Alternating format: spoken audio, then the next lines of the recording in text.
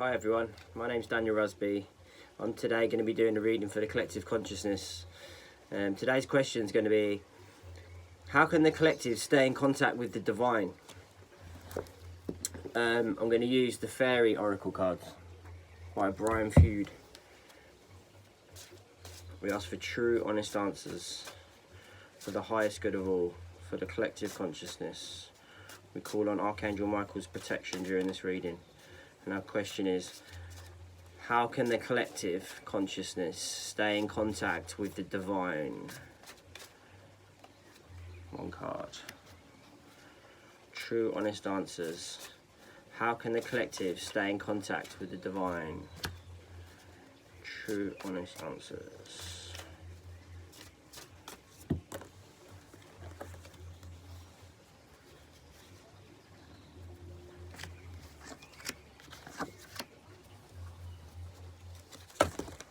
Wow.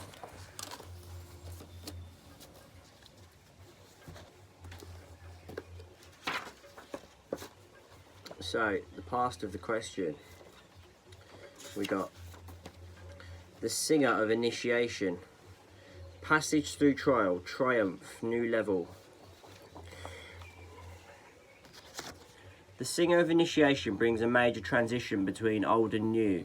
As we prepare to pass through any gate, we are greeted by this singer, who tests us to see if we are ready to enter into a new realm, or whether, for our own safety and well-being, we must stay where we are. There is no initiation without testing, and this testing must take us to our limits in order to be valid. Initiation is not just a charming ritual with candles and incense and other occult paraphernalia. True initiation is grounded in material reality, and extends through the body, mind and emotions. The testing occurs on all levels of our being. The more profound the change being processed, the more rigorous the test. However, these initiations are only given when the singer knows when we have the potential, the ability and the opportunity to pass them. If we pass the initiation, the singer offers, we are strengthened by the process itself. In working through it, we learn something about ourselves, and we move finally and irreversibly from one way of being to another. This is reversed, this card. So the reverse meaning is, when we stand in the gateway of initiation, it's often difficult to tell where we are going, and the process may feel more like a loss than a movement into a new level of being.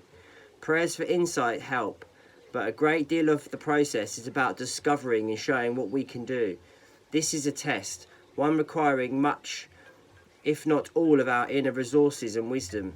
It demands that we go beyond what we have achieved before. Instead of asking things like, why me, or when is this going to end, try asking, how can I do this better? How can I handle this more wisely than I ever have before? Pat's experience with the singer suggests that to her the following questions: how can I handle this differently, more creatively? Is there another point of view that I've never looked at? What golden door is being offered to me to explore with this apparent problem? The singer of initiation.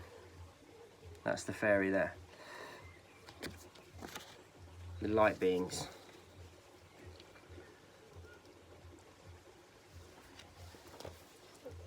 The present of the question.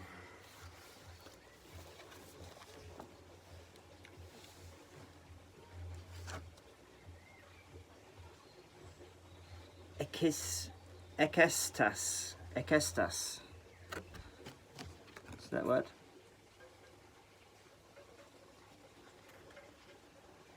Ecstasy, joy, rapture, motivation. Eketas is the song, the energy and power that fills unity. There is nothing else but that song. No voice to sing, no ears to hear, just the infinite and eternal song, the energy of which completely fills eternity and infinity. This rhapsodic song of bliss is what powers the cosmos and what gives it order and harmony. It is the song that holds the atoms together, the stars in their places and the galaxies in theirs, keeps our hearts beating, and it is the love and trust that flows through them. In unity, there is nothing but the song, the outpouring of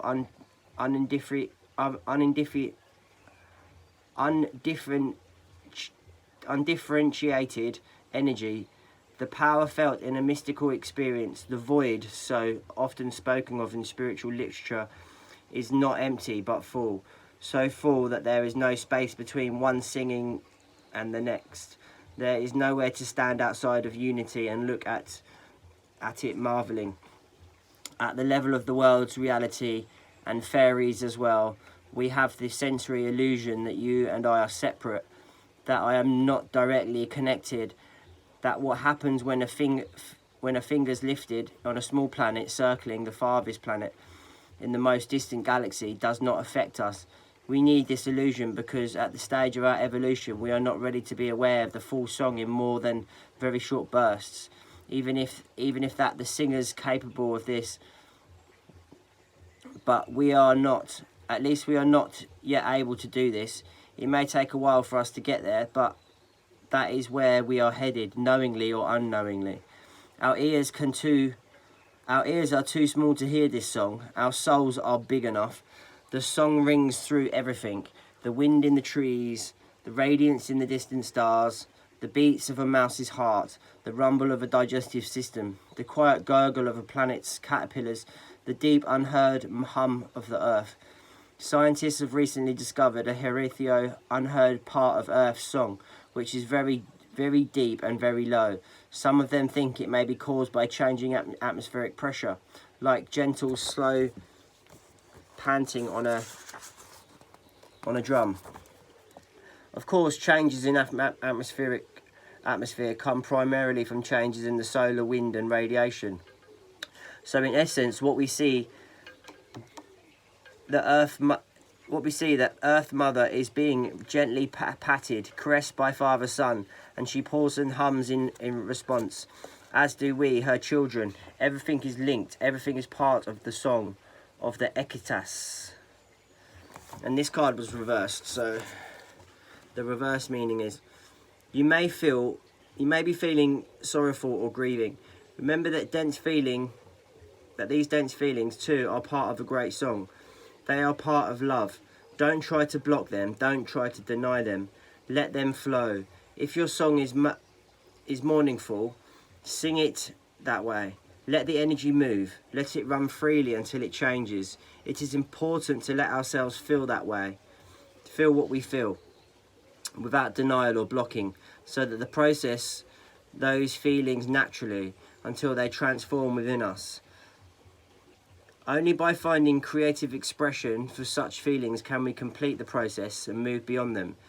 If life is not going as you wish, live it, acknowledge it, express it creatively and appropriately. Go through it and beyond it. Find that creative balance between wallowing in emotions and denying them. We can accept and gradually transform our feelings. There is a saying, this too shall pass. Is true about everything, all of our joys and all of our sorrows. Live it, let it pass, so that tomorrow can bring us a new life, all the deeper and richer for what you have passed through. That's the fairy there, look. Another light fairy. And then the future of the question.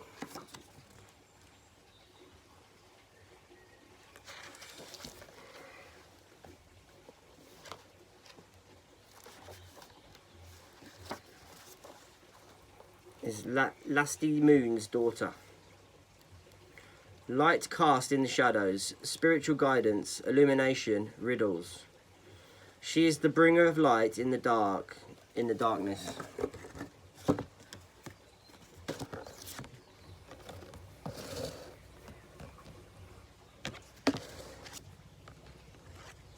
Doesn't work, does it?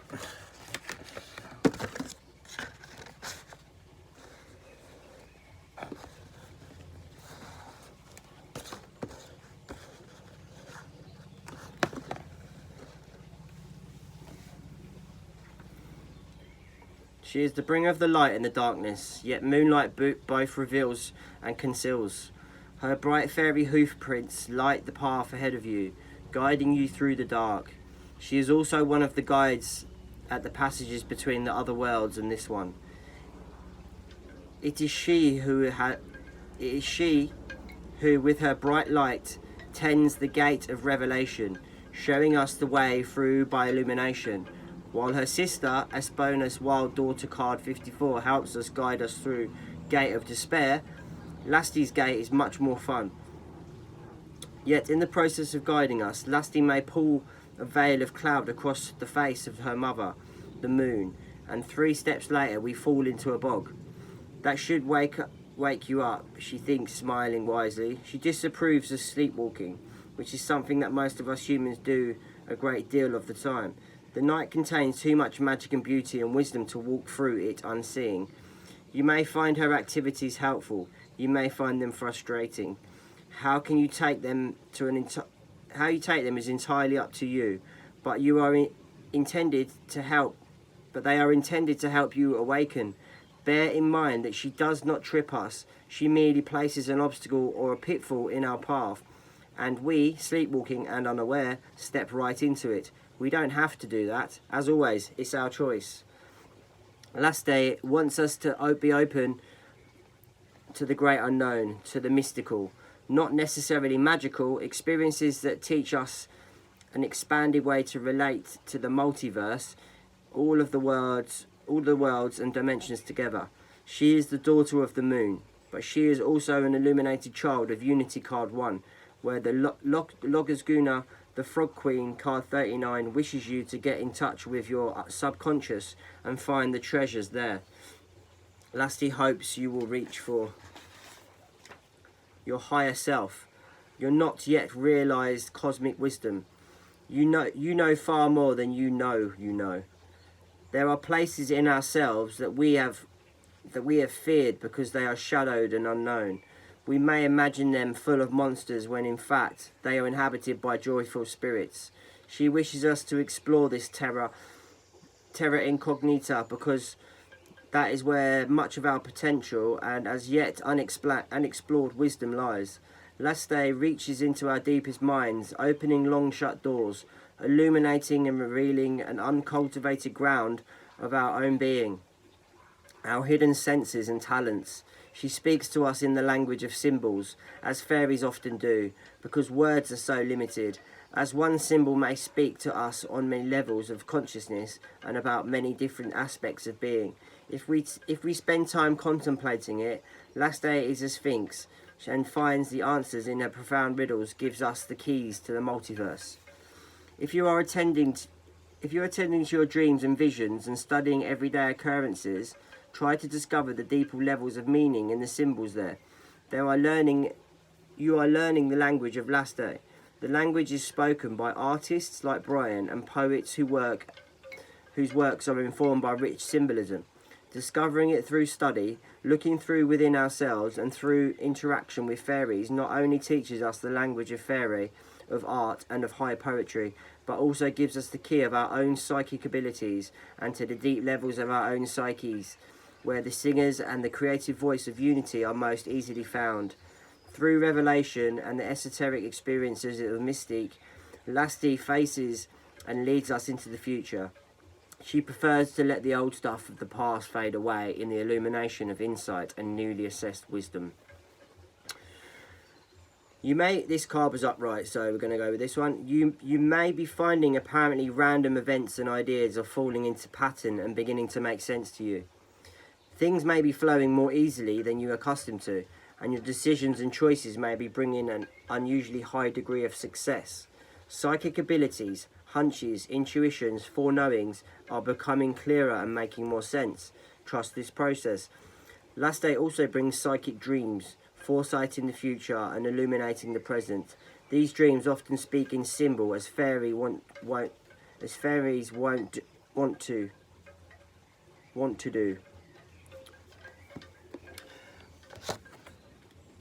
Sending love, light, healing across the globe.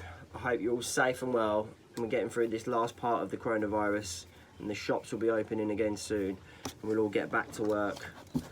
God bless, stay safe, and I'll see you again tomorrow.